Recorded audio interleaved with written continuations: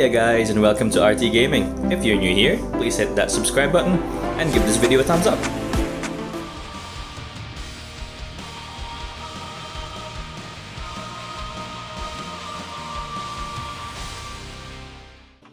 Hiya folks, many thanks for tuning in. RT Gaming back with another video. As ever, I do hope you're all well and keeping safe. Now guys, today in this video I will be covering the growth stage of the Heir system.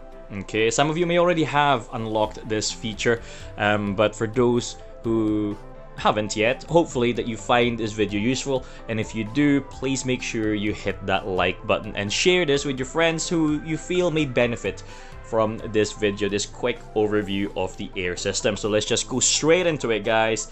Don't forget to subscribe as well, guys. Growth stage, what new things have we got in growth stage?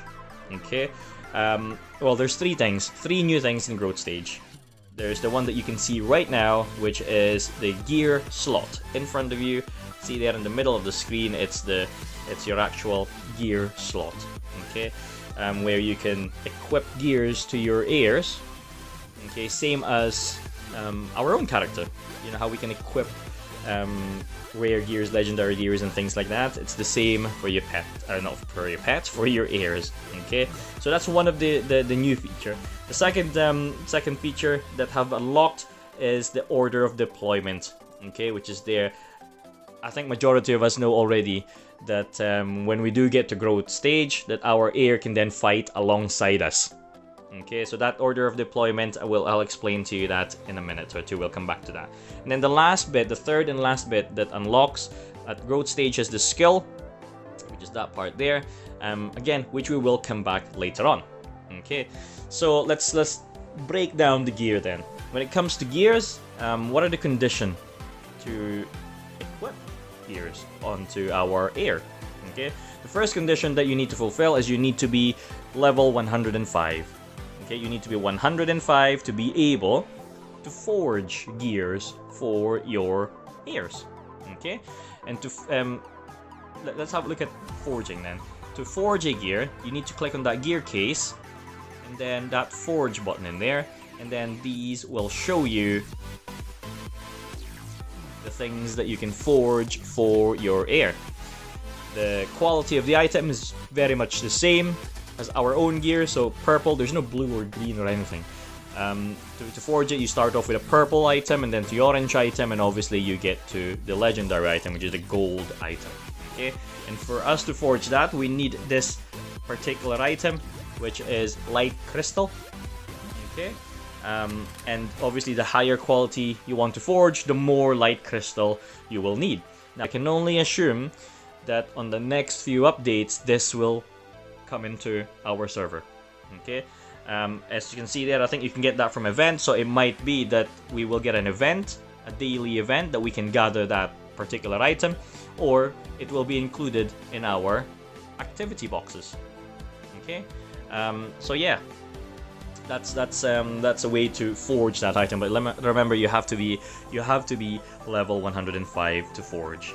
Okay, so that's pretty much it, really. That's the in a nutshell, that is it for that particular gear. You need to be 105, and you need to gather those items, and then you just need to gather enough of those items to forge whatever quality item you need or you want. Okay, just a quick look at my heirs. I've got 3 growth stage. They're quite costly. To upgrade, but I just wanted to test it out, really. So I spent some diamonds to continuously upgrade my heirs. All right. So the next one we're gonna look at is the order of deployment. Then the order of deployment. You know, when it first started, I've always asked. Okay, when the Heir started, and I knew that we can summon Heir, that they can fight alongside us. I've always asked, you know, can we summon them all at once? Can they all fight at the same time alongside us? And the answer for that is no. Okay, now the order of deployment, really, what does this do? It put your heirs into a sequence or an order, basically. So it's up to you who you want to put in first deployment, the second deployment, and the third deployment. And the only benefit of this whole function really is, if your first heir dies, then the second heir gets summoned, then the third heir gets summoned. It really depends on what order you put them in. All of them do dies, by the way, and they die very quickly too.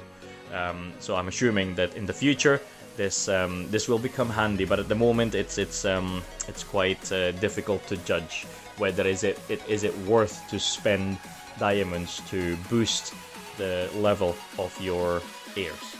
Okay, that's a question mark for me at the moment, because my answer at the moment, if you're gonna ask me, my answer will be no.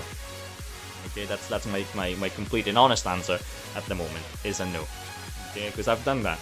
You know, I spent diamonds to boost their level, to make sure I get them into the growth stage as quick as I can, to see, you know, I wanted to test the benefits of having them.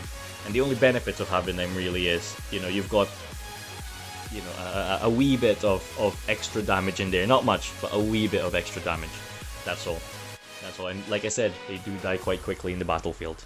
Okay, and also, I think the main advantage of having more pets is they can get targeted too.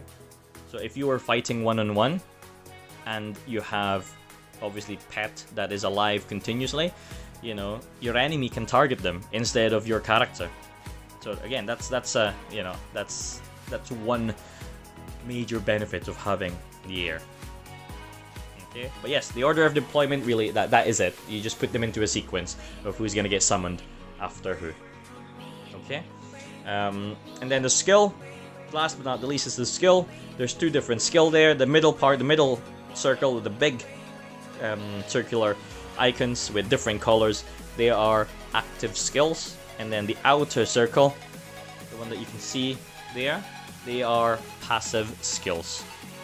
Okay, so we're gonna have a look at some of these active skills. Now, all these column or category, for example, if you're in that orange category of the skill, you've got more of an offensive skill. You can put an offensive skill that buffs you. Okay, if it was on the yellow active skill, this is more of a supportive skill, all about regenerating your HP. So this is more on a support type skill. And then the third slot, which is the purple one, is again an offensive skill with debuff. Okay, so it triggers slow effects and time stop effect and things like that. Okay, enemy decreasing crit rate by 20%. You know, debuff. So the orange one is an offensive that buffs you. The purple one is offensive that debuffs your enemy. And then the yellow one is a supportive skill. Okay. Passive skills, however, obviously increases your heir stats. And when your heir stats increases, they only mean one thing. It also increases your own stats. Because remember, 10% of each heir stats gets transferred into your character. Alright? So in a nutshell, guys, that's all the new things here in growth stage area. Those three things. Those are the only three things that have unlocked that can help you in battle. Okay, there's another bonus unlocked, which is the actual haircut and outfit, if you're into that kind of thing. Okay, so it will unlock obviously new costumes for your heirs, but yeah, apart from that is it. That is it. Just a quick mention as well, I forgot to mention that, you know, your mandate, the higher your mandate is, the more skill slot you unlock. And obviously that goes the same for the chip in that. But like I said, check out my walkthrough video. I did make a walkthrough video of the heir from sprout stage to development stage and things like that. Okay, so check that out. It's also in my YouTube channel. But also there are other videos in there, like Spirit Gaming's video on the heir, and so was Coffee Breath's video of the heir system. But in a nutshell, guys, that is it for this video. Okay, hope that kind of gives you an insight of what's coming in terms of the actual heir system. And if I was to give you any tips at all for this whether should you rush it or should you not, I would say do not rush it. Okay, I only rushed it because I wanted to know if there are any major benefits of having 3 growth stage. But from what I can see, the only advantage is that target system, because if they are deployed, they can get targeted. Okay, but apart from that, there's not much. And like I said, they are quite costly to upgrade. Okay, so yes, that is it, guys, and hope that, like I said, you have find this video useful and give this video a thumbs up, guys, and also share it to your friends, to your Discord, you know, anyone that you think may benefit from this quick overview of the growth stage. So thanks very much, guys. It's been lovely making a guide for you, and yeah, I'll see you guys again in my next video. Cheers now. Ta-da.